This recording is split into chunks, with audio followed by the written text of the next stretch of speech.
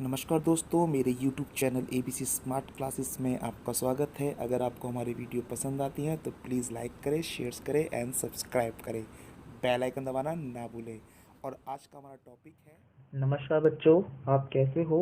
मैं आशा करता हूँ आप ठीक होंगे और आपको पहला चैप्टर बहुत अच्छी तरह समझ में आया होगा। तो हम इसका सेकंड चैप्टर शुरू कर रहे हैं, जो कि बहुत इम्पोर्टेंट है और बहुत ज़्यादा वेटेज रखता है मार्क्स के मुकाबले में। फर्स्ट टर्म के अंदर तो अगर आपने सेकंड चैप्टर अगर कर लिया है तो आप पास होने वाले मार्क्स जो है वो यहीं से प्राप्त कर सकते हैं। ये बहुत इंपॉर्टेंट भी है और इसमें जो फॉर्मूले यूज़ किए गए हैं ना केवल 9th क्लास के लिए, बशर्ते ये 10th 11th 12th अगर आपको मैथ लेनी है तो सारे फॉर्मूले इसी में आपको यूज़ करने को मिलते हैं। ठीक है, तो हम यहाँ पे अब जो चैप्टर सेकंड कर रहे हैं जिसका नाम है बहुपद यानी कि पॉलिनोमियल्स। ये चैप्टर इंपॉर्टेंट है और मैं आपको हर चैप्टर की एक्सरसाइज बाई इसकी कुछ वैल्यूज को समझाऊंगा ताकि आपको एक्सरसाइज और अच्छी तरीके से समझ में आ जाए। मैं आपको समझाने जा रहा हूँ जो उसके अंदर पढ़ेंगे हम। तो मैं हर एक्सरसाइज को पढ़ेंगे, इसमें कुल मिला के 4 एक्सरसाइज है और मैं चाहूँगा कि आपको बहुत अच्छी तरह समझ में आए, इसलिए थोड़ा सा डिटेल में समझाऊंगा। तो आपको थोड़ा ध्यान से पूर्वक से पढ़ना है। इसकी जो बेसिक क्लास है वो और अच्छी तरह से देखनी है। अगर आपको समझ में नहीं आती है तो आप कमेंट कर देना, मैं इसकी दोबारा क्लास ले लूँगा या मैं आपको पर्सनली समझा दूंगा कि इस चीज़ में कैसे कैसे ये समझाया गया है। बट फिलहाल मैं इसको एक्सरसाइज बाय आपको समझाऊंगा कि पॉलिनोमियल्स है क्या, बहुपद है क्या। तो आप समझते हैं, पहले समझते हैं बहुपद होती क्या है। बहुपद का मतलब होता है जिसके अंदर एक चर यानी कि पॉलिनोमियल्स वैल्यू होती है, वन वेरिएबल्स होती हैं। जैसे हमने शुरू से एक एक्सरसाइज आपको पढ़ी होगी, एक समीकरण होता है हमारे पास a x plus b y plus c या इक्वल टू सी। ये पॉलिनोमियल्स नहीं है क्योंकि इसमें एक चर x है और एक चर y है। तो ये जो आपको कराया गया है ये पॉलिनोमियल्स नहीं है। पॉलिनोमियल्स वैल्यूज वो होती हैं जिसके अंदर ए एक्स का square plus b x plus c या इक्वल टू सी की वैल्यू के अंदर काउंट की जाती है। यानी कि वो समीकरण जिसके अंदर एक ही चर होते हैं, दिख रहा है एक्स एक्स है, अगर एक ही चर होते हैं उसको हम बहुपद कहते हैं। और दूसरी बात इसमें याद रखनी है कि इसकी जो पावर होती है वो पावर आपको एक प्राकृतिक संख्या यानी कि नेचुरल संख्या के अकॉर्डिंग होना चाहिए। मतलब 1 2 3 4 एंड सो इन्फिनिटी तक, ये हमारी नेचुरल नंबर्स हैं। तो अगर मेरे पास इनकी जो घात है या पावर है नेचुरल नंबर नहीं होती है तो भी वो बहुपद नहीं होंगे, और अगर वो वेरिएबल अलग अलग है तो भी बहुपद नहीं होंगे। मेरे पास संख्या ये होनी चाहिए, ज़रूरी नहीं है कि वो सिर्फ पावर 2 में हो। ये समीकरण हम लंबा भी खींच सकते हैं, जैसे कि ए एक्स की 4 प्लस बी एक्स की 3 प्लस सी एक्स की 2 प्लस डी एक्स प्लस ई बराबर 0। मैं यहाँ बराबर 0 डाल रहा हूँ, आप देख लेना, बराबर 0। मतलब ये कि इसमें सभी पावर देखिए, चर देखिए, वो एक्स ही है पर उनकी जो पावर है वो घटती हुई जा रही है और बराबर में 0 आ रहा है, तो ये बहुपद होगा क्योंकि इनकी जितनी भी घात है वो सारी की सारी जो है वो प्राकृतिक संख्या की है, इसलिए ये बहुपद कहलाया जाएगा। सेकंड थॉट करते हैं इसके लिए। जैसे मान के चलो आपके पास क्वेश्चन दे रखा है ए एक्स की 4 प्लस 6। अब आप कहोगे भैया सर इसमें 3 नहीं है, 2 नहीं है, 1 नहीं है, कोई प्रॉब्लम नहीं है, पर ये एक्स की फॉर्म में है तो ये भी एक बहुपद होगा। मीनिंग आज दैट कि आपको इसमें ये ध्यान रखना है कि जो समीकरण है वो एक चर का हो और दूसरा उसमें जो पावर लगी हो वो एक नेचुरल नंबर होना चाहिए और इसमें पावर जो है वो 4 है।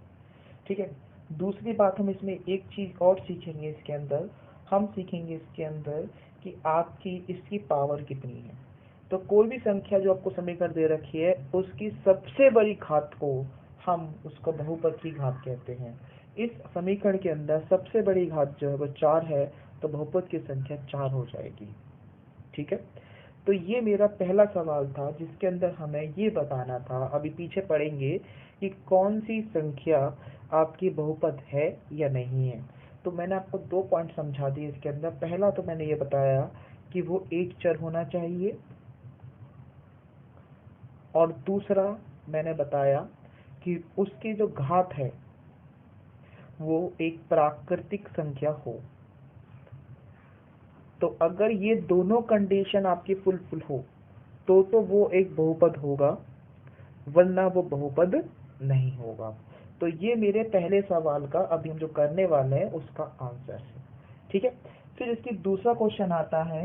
उस क्वेश्चन में पूछा गया है कि कोफिशिएंट क्या होता है। अब देखो, मैं क्वेश्चन नंबर 2 को भी अभी समझाने की कोशिश कर रहा हूँ। इंग्लिश में बोलते हैं कोफिशिएंट और हिंदी में बोलते हैं इसको गुणक। क्या होता है कोफिशिएंट ऑफ गुणक? मैं दोबारा लिख देता हूँ उसको। जो भी आप चीज पूछते हो उसके सामने की जो भी संख्या होती है वो उसका कोफिशिएंट ऑफ गुणक होता है। ये आपकी वैल्यू दिख रही है आपको उसके अंदर। हाँ, इस क्वेश्चन में अगर मैं आपसे कहूँ कि x की 4 का गुणक क्या होगा। अब आप इसमें देखिए, सबसे पहले x की 4 का है, ये रहा। इस x की 4 के सामने क्या लिखा हुआ है? a। तो कोफिशिएंट ऑफ x की 4 जो है वो a होगा। अगर मैं आपसे कहूँ इस क्वेश्चन के अंदर, इस वाले क्वेश्चन के अंदर कि एक्स स्क्वायर का कोफिशिएंट क्या होगा, तो एक्स स्क्वायर का कोफिशिएंट c होगा। ठीक है, देखो एक क्वेश्चन और ले लेते हैं आपके लिए। मैंने लिया है question 5x square plus 6x minus का 7, ये क्वेश्चन ले लिया। इस क्वेश्चन के अंदर मैं पूछता हूँ कि एक्स स्क्वायर का कोफिशिएंट क्या है। तो सबसे पहले देखो एक्स स्क्वायर क्या है, ये एक्स स्क्वायर है। इसके सामने क्या लिखा है? 5। तो आप लिखोगे कि एक्स स्क्वायर का गुणक बराबर है 5, या coefficient of x square equal to 5 है। ठीक है, और अगर मैं ये कहता, एक क्वेश्चन और ले लेते हैं इस पार्ट के साथ, सेकंड पार्ट ले लेते हैं कि 5x minus 6 plus 7x square, sorry मैं इसमें 3 डाल देता हूँ इसके अंदर, 3 और ये बैठ रहेगा। तो मैं इस पर पूछता हूँ आपके लिए कि भाई साहब मुझे बताओ एक्स स्क्वायर का कोफिशिएंट क्या है। तो एक्स स्क्वायर कोफिशिएंट के सामने क्या है? 7 है। तो मैं यहाँ पे लिख देता एक्स स्क्वायर का कोफिशिएंट या गुणक बराबर होगा 7। तो ये हमारे क्वेश्चन है। तो अब आपको समझ में आ गया होगा हमें क्या क्या क्वेश्चन करना है इसके अंदर। तो बाकी मैं आपको साथ साथ समझाता रहूंगा। ये हमारा कुछ डिटेल था, आप इसको देखकर आराम से सीख जाएंगे अगले क्वेश्चन। ठीक है क्लास, अब हम इस एक्सरसाइज 2.1 कर रहे हैं, जो कि एक थ्योरिकल की तरह है, बस समझने के लिए, अंडरस्टैंड है। तो अब समझते हैं। पहला क्वेश्चन क्या है, इसके अंदर लिखा हुआ है कि निम्नलिखित व्यंजनों में से कौन कौन से एक चर में बहुपद है और कौन कौन से नहीं है, और अगर नहीं है तो उत्तर भी दीजिए। जैसे पहला क्वेश्चन आपको दे रखा है 4x square minus 3x plus 7। वही बात करी थी कि एक चर का बहुपद वो होता है जिसके अंदर सारी वैल्यू एक जैसी हो और उनकी जो पावर हो वो एक प्राकृत संख्या हो। तो मैंने देखा कि इसमें दोनों x हैं और इसकी जो पावर है वो एक प्राकृत संख्या है। तो हाँ, यह एक चर के बहुपद है, क्योंकि चर घात एक प्राकृतिक संख्या है। ठीक है, समझ में आ गया। फिर दूसरा क्वेश्चन लेते हैं। दूसरा क्वेश्चन देता है y square plus root two. Y square plus root two, इसमें ध्यान से देखो, रूट टू तो है परंतु उसके साथ कोई एक्स वाई नहीं है। चर कौन सा? वाई है, और y की घात जो है वो एक प्राकृतिक संख्या है, इसलिए हाँ ये भी एक चर होगा, एक बहुपद होगा। तो यहाँ लिखेंगे, इसका आंसर है यह एक चर में बहुपद है, क्योंकि चर घात एक प्राकृतिक संख्या है। चर भी और घात भी एक प्राकृतिक संख्या है, तो ये भी एक चर बहुपद होगा। अब इसका तीसरा पार्ट करते हैं। तीसरा पार्ट कहता है कि 3√t प्लस t√2, क्या ये एक चर बहुपद है? तो मैंने पहले तो इसका टेस्ट करूंगा, क्या ये दोनों t है? हाँ, दोनों t है। इस t की पावर तो 1 है और इस t की पावर जो है वो रूट में है। तो रूट वाली संख्या तो प्राकृतिक संख्या होती नहीं है, इसीलिए ये जो समीकरण है, यानी कि ये जो आपकी समीकरण दे रखा है, ये एक चर बहुपद नहीं होगा, क्योंकि चर का घात एक भिन्नात्मक संख्या है, कोई प्राकृतिक संख्या नहीं है। मैं इसमें आपको समझाना चाहूंगा कि अगर कोई चीज रूट में होती है तो उसकी पावर जो होती है वो बटे में हो जाती है, वो होती है 1/2, इसलिए इसे भिन्न कहते हैं। तो ये संख्या जो है वो आपका एक चर नहीं है, बहुपद नहीं है, क्योंकि इसकी घात जो है वो प्राकृतिक नहीं है। अब दूसरा क्वेश्चन आता है हमारे पास, फोर्थ क्वेश्चन, y + 2y। मैंने देखा फिर दोबारा से इन दोनों की जो वैल्यू है वो y है, परंतु ये जो y है ये अपॉन में है। अब कोई भी चीज अगर अपॉन में होती है, आपको पता होना चाहिए कि 1/a होता है तो उसका हम लिखते हैं a⁴n। याद आया? अब जैसे मुझे यहाँ 2/y दे रखा है, तो 2 में y का मतलब हो गया 2 × y⁻1। -1 जो है वो कभी भी प्राकृतिक संख्या नहीं होती है। तो ये तो प्राकृतिक संख्या है, पर ये प्राकृतिक संख्या नहीं है क्योंकि बटे में है। यहाँ पर 2/y का मतलब हो गया 2 × y⁻1, जो कि प्राकृतिक संख्या नहीं है, तो ये एक चर बहुपद नहीं होगा। अब इसका लास्ट टॉपिक जो है वो है x की 10 + y की 3 + t की 50। ये तीनों की पावर तो नेचुरल नंबर है, पर ये तीनों एक चर नहीं है।